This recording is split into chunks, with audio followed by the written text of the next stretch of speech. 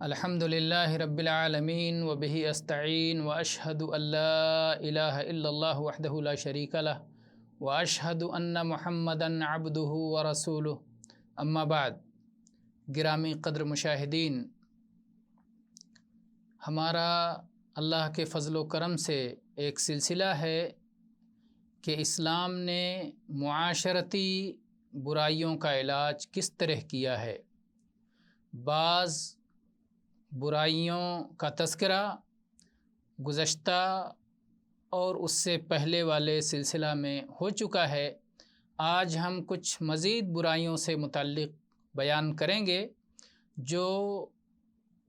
محمد الرسول اللہ صلی اللہ علیہ وسلم کی آمد کے وقت عرب کے جاہلی معاشرے میں منتشر تھیں، اور اللہ تعالیٰ نے قرآن پاک کے ذریعے، اسلام کے ذریعے، محمد الرسول اللہ صلی اللہ علیہ وسلم کی پاکیزہ شریعت کے ذریعے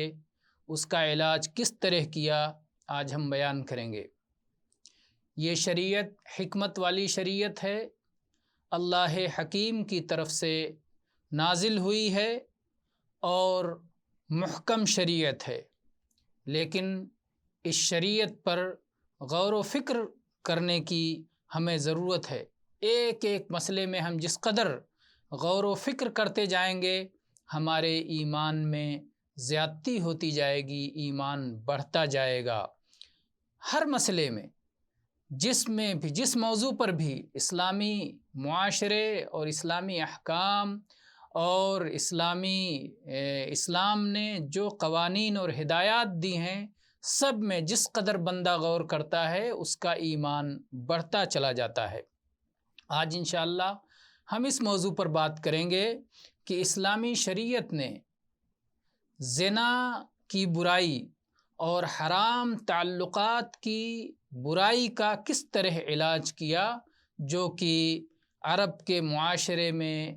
پھیلی ہوئی تھی۔ زنا عام تھا اور اس کی بہت ساری صورتیں تھیں، سماج میں یہ برائی اپنا پنجہ گاڑے ہوئے تھی، دوستیاں، حرام تعلقات پھیلے ہوئے تھے، لیکن کس طرح سے دلوں میں پاکیزگی پیدا کی اور کس طرح سے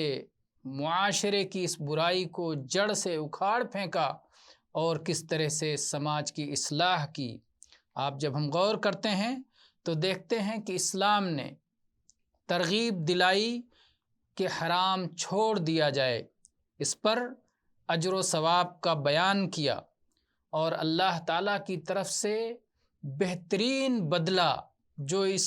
حرام کو چھوڑنے میں ملنے والا تھا، خواہ وہ دنیاوی بدلہ ہو یا اخروی بدلہ ہو، اس کا بیان کیا گیا، اور یہ بھی بتایا گیا کہ اس حرام کی کوئی ضرورت نہیں ہے۔ اگر انسانی فطرت میں نکاح کی خواہش ہے تو اس کا حلال طریقہ موجود ہے کہ نکاح کے ذریعے سے، شادی کے ذریعے سے اس خواہش کی تکمیل کی جائے، نہ کہ زنا کا طرز عمل اور زنا کا طریقہ اپنایا جائے۔ اور پھر اتنا ہی نہیں کہ اس کا اجر و ثواب بیان کیا گیا، اس کی ترغیب دی گئی، بلکہ دوسری طرف اس پر سزائیں بھی رکھی گئیں، تاکہ جو لوگ صرف تعلیم سے، ہدایت سے اور سمجھانے سے اور واعظ و نصیحت سے باز نہیں آتے، وہ ان سزاؤں کے ذریعے سے باز آ جائیں۔ اور ایک تو شادی کی ترغیب دی گئی کہ لوگ شادیاں کریں، اور اس طرح سے جو رغبت، جو خواہش، جو شہوت ان کے دل میں موجود ہے، اس کی صحیح جگہ تکمیل کریں۔ اور بہت سارے لوگ شادی کر لیتے ہیں، شادی شدہ ہوتے ہیں، اور اس کے باوجود ان کے دلوں میں خواہش مچلتی رہتی ہے، اور وہ اس سے آگے بڑھ کر حرام کی طرف جانا چاہتے ہیں۔ ظاہر ہے کہ ان کے لیے ترغیب سے کوئی فائدہ نہیں ہوتا۔ ان کو آپ بتائیں کہ نگاہیں پست کرنے میں یہ اجر و ثواب ہے،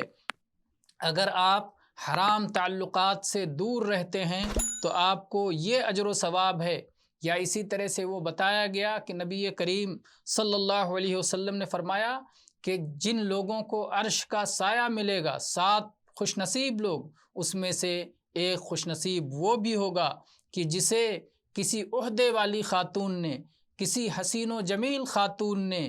زنا کی دعوت دی، لیکن اس نے کہا کہ میں تو رب العالمین سے، اللہ سے ڈرتا ہوں، میرے دل میں اس کا خوف ہے، میں زنا کے قریب نہیں آ سکتا، تو قیامت کے دن جب اللہ کے سائے کے سوا کوئی سایہ نہیں ہوگا تو اسے عرش کا سایہ ملے گا۔ کتنی بڑی ترغیب ہے، لیکن اس کے باوجود بعض طبیعتیں ایسی ہوتی ہیں کہ ان چیزوں سے انہیں فائدہ نہیں ہوتا، ان کے لیے سزائیں رکھی گئیں، آگے اس کا ہم بیان کریں گے۔ اسی طرح سے قصہ یوسف علیہ السلام کا ذکر کیا گیا قرآن مجید میں۔ اللہ تعالیٰ نے یوسف علیہ السلام کے قصے میں ذکر کیا کہ کیسے یوسف علیہ السلام جو کہ اجنبی تھے، پردیس میں تھے، اور ان کی جو مالکہ تھی، مالکن تھی، اس نے ان کو بہلایا پھسلایا تو انہوں نے اللہ کی طرف رجوع کیا اور کہا وَإِلَّا تَصْرِفْ عَنِّي كَيْدَهُنَّ أَصْبُ إِلَيْهِنَّ وَأَكُن مِّنَ الْجَاهِلِينَ فَاسْتَجَابَ لَهُ رَبُّهُ۔ سورہ یوسف کی آیت نمبر 33 اور 34 دیکھیے کہ کیسے انہوں نے اللہ تعالیٰ کی طرف رجوع کیا اور کہا کہ اے اللہ، اگر ان کی چال بازیوں سے تو میری حفاظت نہیں فرمائے گا تب تو میں ان کی طرف مائل ہو جاؤں گا، نادانی مجھ سے ہو جائے گی۔ اللہ تعالیٰ نے ان کی دعا قبول فرما لی، تو اللہ کے در پہ جا کے اور اللہ کی پناہ اختیار کر کے انہوں نے اپنے آپ کو اس سے بچایا۔ اسی طرح سے سورہ یوسف کی آیت نمبر 23 میں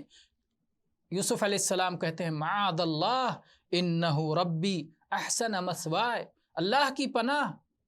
اللہ میرا رب ہے، اس نے مجھے بہترین ٹھکانہ عطا کیا ہے، میں خیانت نہیں کر سکتا، میں اللہ کے حکم کی نافرمانی نہیں کر سکتا، میں اس حکم عدولی نہیں کر سکتا۔ تو اللہ تعالیٰ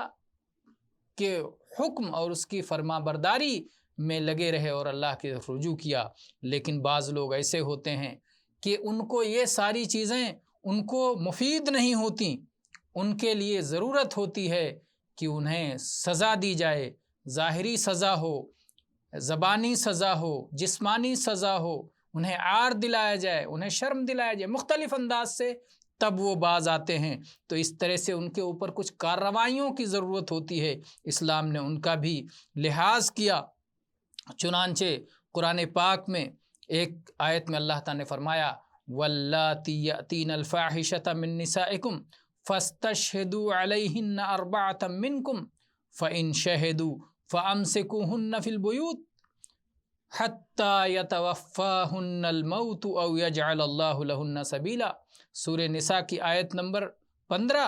جس میں اللہ تعالیٰ نے فرمایا کہ وہ خواتین جو فحش کاری کا ارتکاب کرتی ہیں ان پر 4 گواہ تیار کرو، 4 گواہ لے کر آؤ۔ اگر 4 گواہ اس بات کی گواہی دیتے ہیں کہ انہوں نے زنا کا ارتکاب کیا ہے تو انہیں گھروں میں بند کر دو، قید کر دو، یہاں تک کہ ان کی موت ہو جائے یا اللہ تعالیٰ ان کے لیے کوئی اور سبیل پیدا فرما دے۔ تو یہاں اللہ تعالیٰ نے پہلے تو کہا انہیں عمر قید کی سزا دی جائے، گھر میں بند کر دیا جائے، قید کر دیا جائے، اور یا پھر آگے اشارہ کر دیا کہ ممکن ہے اللہ تعالیٰ کوئی اور راستہ پیدا کرنے والا ہے۔ تو کیا ہوا، ایک یہ کارروائی کی گئی کہ اگر کسی کی فحش کاری ثابت ہو جاتی ہے تو اسے گھر میں قید کر دیا جائے، اور اس کے بعد میں پھر ایک کارروائی کا اعلان کیا گیا، وہ یہ کہ انہیں اذیت پہنچائی جائے، تکلیف پہنچائی جائے، سزا دی جائے تاکہ اس کی وجہ سے باز آ جائیں۔ اللہ تعالیٰ نے فرمایا سورہ نساء کی آیت نمبر 16 میں وَاللَّذَانِ يَأْتِيَانِهَا مِنْكُمْ فَآذُوهُمَا، اور تم میں سے جو 2 لوگ فحش کاری کا عمل کریں تو انہیں اذیت پہنچاؤ۔ اگر وہ فحش کا عمل کرتے ہیں، زنا کرتے ہیں، بدکاری کرتے ہیں تو انہیں اذیت پہنچاؤ، انہیں تکلیف دو۔ یہ آیت جو کوڑے مارنے کی سزا اور رجم اور سنگسار کرنے کی اسلام میں سزا ہے اس سے پہلے کی ہے۔ پہلے یہ حکم ہوا کہ انہیں اذیت پہنچاؤ، انہیں ڈانٹو ڈپٹو، انہیں آر دلاؤ، انہیں مارو پیٹو، انہیں قید کرو، بہرحال انہیں سزا دو، انہیں تکلیف پہنچاؤ۔ فَإِن تَابَا وَأَصْلَحَا فَأَعْرِضُوا عَنْهُمَا إِنَّ اللَّهَ كَانَ تَوَّابًا رَحِيمًا۔ اگر وہ توبہ کر لیتے ہیں، اگر وہ دونوں جنہوں نے فحش کاری کا باہم ارتکاب کیا ہے، اگر وہ اللہ کی طرف واپس آ جاتے ہیں، اپنی اصلاح کر لیتے ہیں، خود کو سدھار لیتے ہیں، تو پھر ان سے اعراض کرو۔ اللہ تعالیٰ توبہ قبول کرنے والا ہے، رحم و کرم والا ہے۔ تو اگر وہ اپنے طرز عمل کو بدل لے، اگر وہ شرمندہ ہو جائے، اگر وہ یہ بدکاری چھوڑ دے، تو ظاہر بات ہے ہمارا بھی طرز عمل اس کے ساتھ مختلف ہو جائے گا، ہم بھی اس کے ساتھ اچھا سلوک کریں گے، اس سے اعراض کریں گے اور اس کے ہو جانے والے گناہ پر اسے عار نہیں دلائیں گے۔ یہ ہوا۔ اور اس کے بعد میں عبداللہ ابن عباس رضی اللہ عنہما سے اس آیت کی تفسیر میں آیا ہے کہ آذوہما، انہیں اذیت پہنچاؤ، یعنی انہیں زبان سے ڈانٹ ڈپٹ کرو اور انہیں جوتوں سے مارو۔ تو یہ ابتدائی حکم تھا، اور اس کے بعد میں پھر دوسرا حکم آیا جو کہ آخری اور فیصلہ کن حکم تھا، اور وہ اللہ تعالیٰ کی طرف سے یہ تھا کہ 100 کوڑے مارے جائیں اور سنگسار کیا جائے۔ اور اس سے پہلے ظاہر ہے کہ اس قدر تعلیمات اور ہدایات دی گئیں کہ زنا کی برائی دلوں میں مستحکم ہو گئی اور اس کی شناعت و قباحت دل میں پوری طرح بیٹھ گئی۔ اللہ تعالیٰ نے فرمایا انہ کان فاحشۃ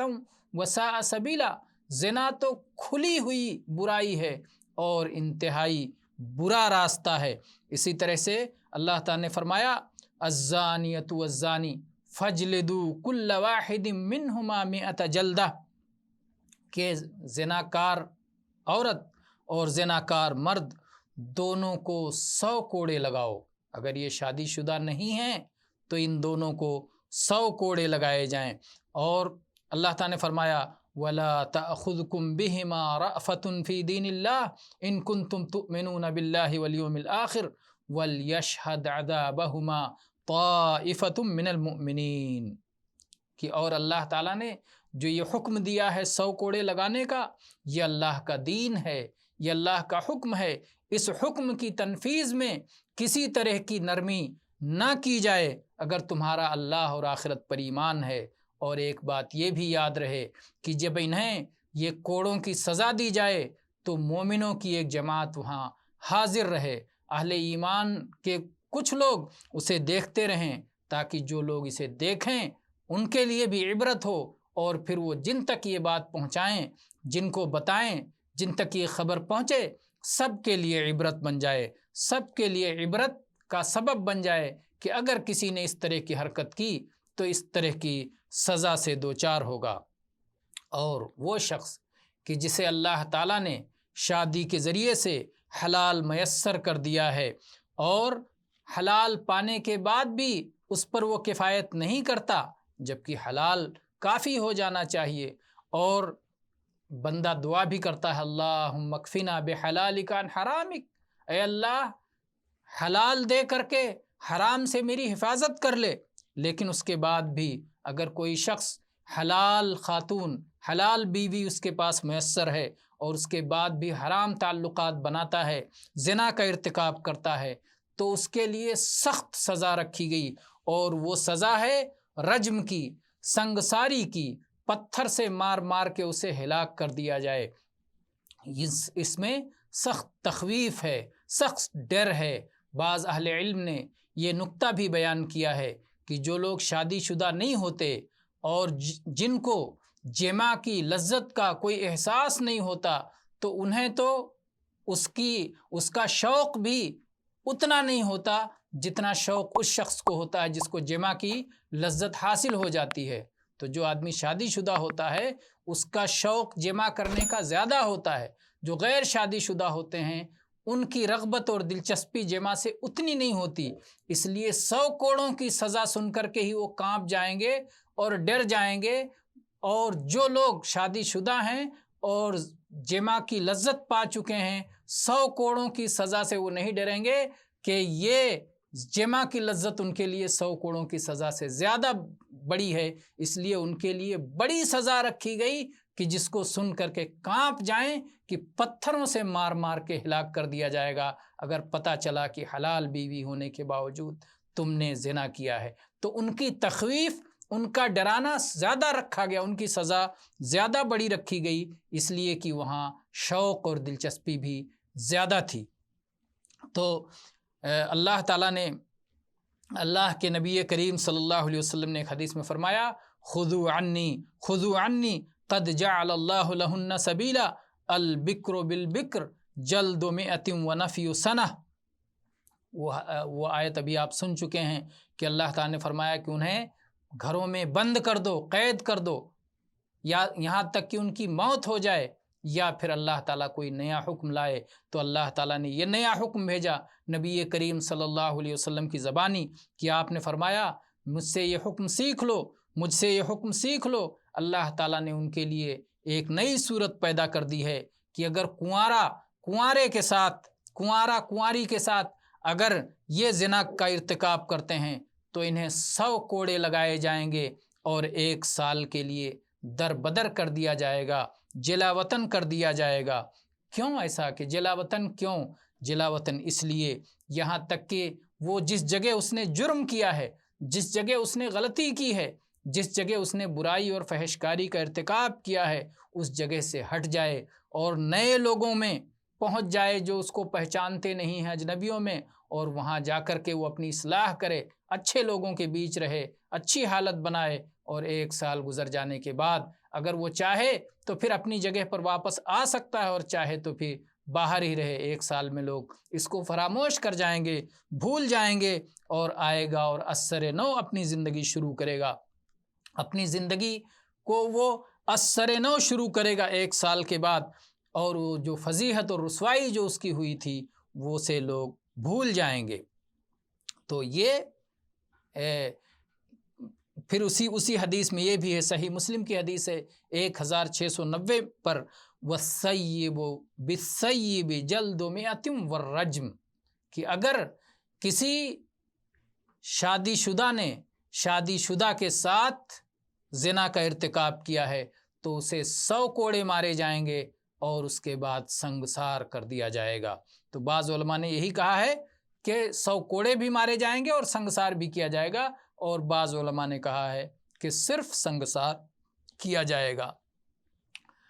اس قدر معاشرے میں زنا کی برائی دلوں میں جاگزی ہو گئی، دلوں میں پیوست ہو گئی کہ جس نے خفیہ طور پر زنا کیا وہ خود پہنچ کے حاضر ہو کے اس نے اعتراف کیا کہ مجھ سے زنا ہو گیا ہے اور مجھے پاک کر دیا جائے، مجھے سزا دی جائے، یہ سزا دے دی جائے، تاکہ آخرت کی سزا جو دنیا کی سزا سے بہت بڑھ کر ہے، بہت سخت ہے، وہ سزا نہ ہونے پائے۔ چنانچہ معاذ رضی اللہ عنہ جو ایک صحابی تھے اور انہوں نے جس عورت سے زنا کیا، وہ دونوں نبی کریم صلی اللہ علیہ وسلم کی بارگاہ میں پہنچے اور انہوں نے کہا کہ ہم پر زنا کی سزا نافذ کی جائے، ہم سے غلطی ہو گئی ہے، ہم پر حد قائم کیا جائے، طہرنی یا رسول اللہ، اے اللہ کے رسول ہمیں اس گناہ سے پاک کیجئے۔ دیکھیے صحیح مسلم 1695 نمبر کی حدیث۔ یہ بات یاد رہے، لیکن یہ بات یاد رہے ہر مسلمان کو، مسلمان نوجوان کو، مسلمان جو شخص بھی مسلمان ہے، نوجوان ہے، بوڑھا ہے، بچہ ہے، ہر ایک کو یہ بات یاد رہنی چاہیے کہ اگر کسی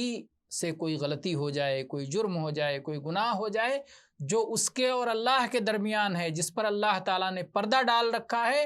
تو اس کے پردہ دری کی ضرورت نہیں ہے، اسے عام کرنے کی ضرورت نہیں ہے، اسے بیان کرنے کی ضرورت نہیں ہے۔ اگر کوئی شادی شدہ شخص ہے اور اس سے زنا کا ارتکاب ہو گیا تو اس کے اوپر یہ لازم اور فرض نہیں ہے کہ وہ قاضی اور حاکم وقت کے پاس جا کر کہے کہ مجھ سے زنا ہو گیا ہے اور میرے اوپر رجم کی سزا نافذ کی جائے۔ نہیں، ایسا ضروری نہیں ہے، بلکہ اگر وہ اپنے اور اللہ کے بیچ توبہ کر لیتا ہے اور شرمندہ ہوتا ہے اور اپنی حالت سدھار لیتا ہے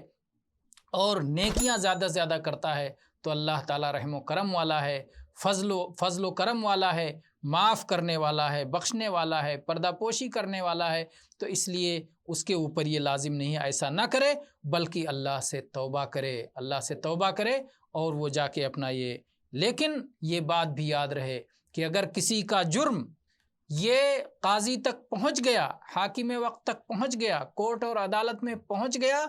اب اس کے بعد وہ کہے کہ میں اللہ سے معافی اور توبہ کر لیتا ہوں اور اب میں جو ہے مجھے یہ سزا نہ دی جائے، تو ایسا نہیں ہوگا. جب یہ مسئلہ قاضی تک پہنچ گیا اور قاضی کے سامنے اس نے 4 بار اپنے جرم کا اعتراف کر لیا کہ میں نے زنا کیا ہے، اور وہ شادی شدہ ہے، دونوں باتوں کا اعتراف کرتا ہے کہ میں شادی شدہ ہوں اور اس کے بعد میں نے زنا حرام کا ارتکاب کیا ہے، قاضی کے سامنے، حاکم کے سامنے اگر وہ 4 بار اعتراف کر لیتا ہے تو پھر اس پر سزا نافذ کی جائے گی، اس میں نرمی نہیں کی جائے گی. لیکن اگر اس سے پہلے وہ اپنے اور اللہ کے بیچ میں یہ معاملہ ہوتا ہے اور اس معاملہ پر اللہ تعالیٰ پردہ ڈالے ہوئے ہے، وہ کسی کو نہیں بتاتا ہے اور اپنے اور اللہ کے بیچ میں توبہ کر لیتا ہے، تو اس کے اوپر یہ لازم نہیں ہے کہ خود وہ اپنے معاملے کا پردہ اٹھائے اور جا کے خود سزا کا مطالبہ کرے. یہ اس کے اوپر نہیں ہے. تو بہرحال اسلام نے کس طرح سے ایک صاف ستھرا معاشرہ بنایا ہے اور زنا کی برائی سے بچانے کے لیے کس طرح کے احکامات دیے ہیں، اس میں مزید تفصیل، مزید تعلیمات کو رکھ کر کے اس پہ بیان کیا جا سکتا ہے، لیکن وقت کے اختصار کا لحاظ رکھتے ہوئے اتنی باتوں پر اکتفا کیا جاتا ہے. وآخر دعوانا ان الحمد للہ رب العالمین وصلی اللہ علی نبینا وسلم.